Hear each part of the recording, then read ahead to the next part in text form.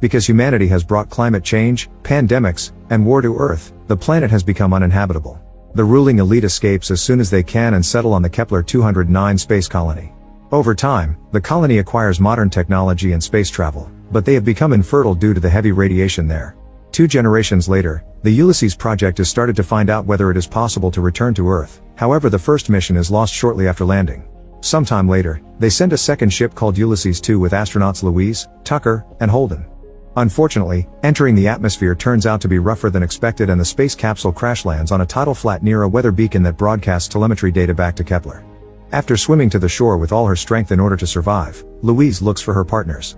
Holden is also on the beach, but unfortunately he's already dead, and Tucker is inside the space capsule with an injured leg. Louise has no choice but to go exploring alone, starting by testing the water with a biometer and finding some signs of life.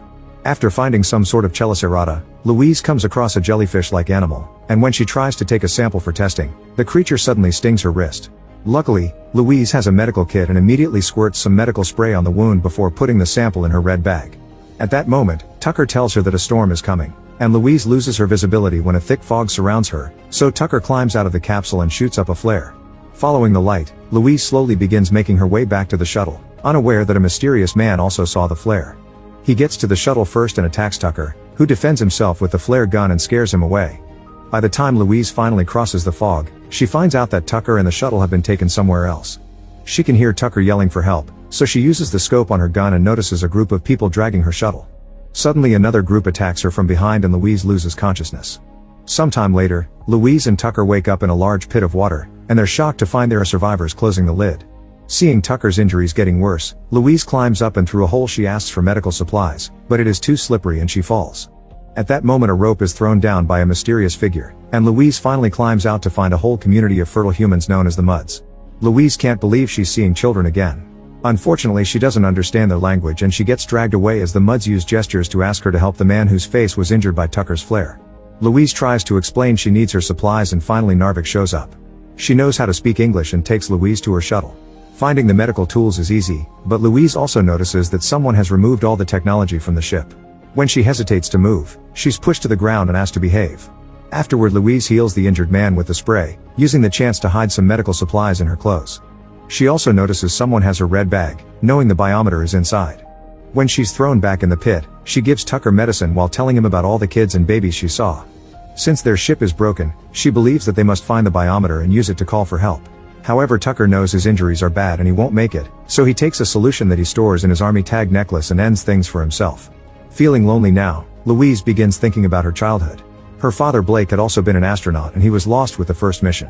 When she was a child, Blake gave her a matchbox with 3 famous astronauts on the front and showed her he had one of his own so they could match. He also told her to light one at a certain time and he would do the same, promising that before the last one was gone, they would be together again. The phrase "for the many," which Louise repeats all the time, had been taught to her by her dad so she would learn to care about the greater good. The flashback fades and it's revealed that Louise only has one match left. At that moment, the tides finally come in and start to fill the pit, so Louise begins climbing up again. Grabbing onto the lid, she asks for help, and a guy accepts to take her out and tie her to one of the community's boats. Louise behaves to gain their trust while watching a net retrieve Tucker's body. As the boat takes off in the middle of the night, Louise watches Tucker's body being sent away on a raft and this inspires another flashback. Louise's father told her that the people had plundered Earth's resources and showed her a tree seedling, which would not grow on their space colony. Unfortunately he left shortly after that and Louise could never see if the experiment with the seedling was successful. The next morning, the water begins to recede and Louise is thrown back in the pit. Suddenly she's visited by a girl named Mila, who gives Louise her medical spray. By drawing on the wall, Louise finally manages to communicate with the girl and learns a few words, so she asks Mila to help her get the biometer. Sometime later, Louise hears screaming outside and the lid is raised for a man to lower some girls and a baby into the pit. By spying through the hole, Louise sees that the settlement is being attacked and many people are being killed or kidnapped. Mila found the red bag, but she's kidnapped as well. A man comes to the pit to check inside, but Louise and the children hide just in time. After the situation calms down, Narvik shows up to help them out, revealing that she is Mila's mother. After picking Mila's doll and Tucker's flare gun, Narvik runs off to save her daughter. Louise follows her because she wants to help her to save Mila, but Narvik isn't sure she can trust her even if she does share some food with her. At that moment they can hear Mila's screams from afar, so the 2 women climb on a big rock and learn that the captives are being taken away on a boat. Louise tells Narvik to shoot the flare gun into the sky as a distraction, but Narvik wants to attack blindly, so Louise has no choice but to knock her out. Then Louise shoots the flare, and the men begin looking for the source of the light. While they are distracted, Louise jumps into the water with the fog acting as cover and she quickly swims to the boat. After climbing up, she finally finds her red bag in a net, but before she can leave, the men come aboard as well. Louise has no choice but to hide with Malia and the other prisoners. Eventually the boat stops at an enormous cargo ship capable of withstanding the frequent floods and storms. The prisoners are taken to a guard named Paling, who decides where each of them goes. The boys are sent to work while Mila and the other girls are taken away. Then Paling finds Louise's gun in the red bag, and while looking for the owner, he realizes Louise isn't a local. Paling takes her through a corridor, and after searching her, he introduces her to the ship's leader Gibson, who turns out to be a survivor of the Ulysses 1 and remembers Louise from when she was a kid. Louise tells him what happened to her ship and about the missing biometer, and in return Gibson tells her of his group's first encounter with the Muds when they arrived. Blake had been very good with the locals, but one day, they suddenly rebelled and destroyed the Ulysses 1 capsule along with its communication equipment, killing Blake in the process. Apparently Blake had a plan to build a giant dam and use the ocean as electricity, so Gibson discusses with Louise the chances of bringing people from the colony back to Earth. Their conversation is interrupted by Gibson's adopted son Neil, who gifts Louise an origami space shuttle. After giving Louise a tour of the place to show off the dam, Gibson takes Louise to a cabin where she can stay for now. She immediately goes to bed and tries to deal with her grief while remembering more science lessons with her father. The next morning after a shower, Louise finds blood between her legs and realizes that she is fertile, so she could reproduce here. Afterward she's taken to a class full of the daughters of the Muds, including Mila, who doesn't look very happy. Gibson is educating them, and after they share a song, he gives them the chance to ask Louise all kinds of questions about the space colony. Once the class is over, Louise goes for a walk and finds Neil, who gets private lessons instead of joining the others. He likes Louise because he loves astronauts, and after she helps him with his math homework, he shows her a secret that keeps hiding behind a curtain. It's a small tree growing in a jar. Recognizing the experiment, Louise asks Neil how he learned to do that, and he replies that there is a strange man living in a cabin next to the engine room. Louise wants Neil to take her there, but he isn't supposed to talk to the man at all and refuses. After taking a map of the ship from a door, Louise quickly makes her way to the man's cabin, where she learns that her father is alive and has been locked away all this time. At that moment, Gibson shows up and begins justifying his lies by explaining that Blake actually led the rebellion because he sided with the Muds after falling in love with a Mud woman. Then Louise is finally allowed inside and reunites with her dad after 15 years. She is disappointed that her dad has betrayed the mission and given up on his daughter, but Blake explains that the Kepler residents should never return to Earth, saying he has to stop the mistakes. Hurt, Louise runs out of the room. Later, when the tide is high, Louise finally gets to see the weather station where they can connect the biometer to contact Kepler. She decides to tell Gibson that she is fertile so she can be the evidence they need, and Gibson promises to find the biometer. Then Louise is invited to dinner, and Neil's mother Moonai tells Louise how Gibson found her when she was giving birth and saved Neil from dying because he was born with his umbilical cord around his neck. That day they connected and Gibson adopted them as his family. Suddenly the power goes off and Paling informs Gibson that an intruder took out the guards to reach the power box. Gibson immediately orders everyone to hide in their room before leaving with a gun.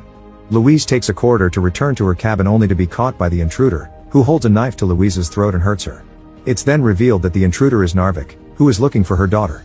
Louise takes Narvik to see Mila, but as soon as they enter the girl's room, they are suddenly surrounded by guards. The women try to fight them while Mila cries out for her mother, but Paling shows up and kicks Narvik, somehow knowing her name. Then Paling orders his men to take Narvik away, but before she leaves, she whispers to Louise that they only take the girls and accidentally drops Mila's doll. Afterward, power returns and Moonai treats Louise's wound as she mysteriously says she has his eyes.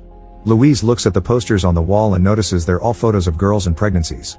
At that moment Gibson comes to check on her and tells Louise that Narvik was one of the guards who turned against him during the rebellion.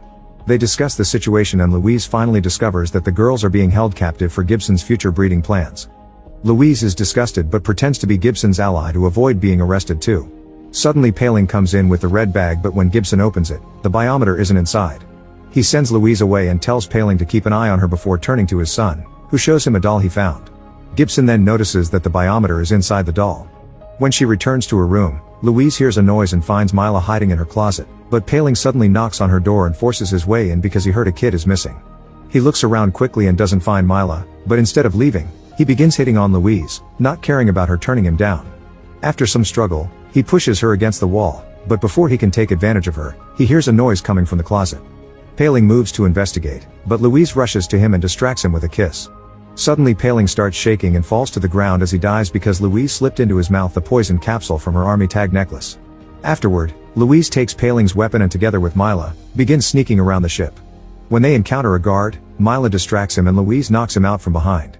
Then they reach the cell where they keep all the prisoners they use as work slaves. Narvik is there too and Louise gives her the guard's weapon before she escapes with the others.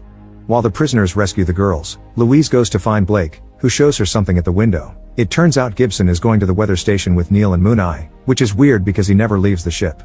Then Louise notices the doll Neil gifted Blake and realizes that Gibson has the biometer. She doesn't understand what proof Gibson will send without her, and Blake reveals Neil isn't a mud. Louise hugs her dad as she accepts to stop Gibson, and Blake tells her he never lit his last match. Meanwhile, the muds escape from the ship while dodging gunfire from the guards. Louise joins them and shoots a few men before the group runs out in the open, where more guards take the chance to kill a few of them. Louise shoots any guard that comes too close and helps the group reach a boat before getting in the water to swim to the weather station.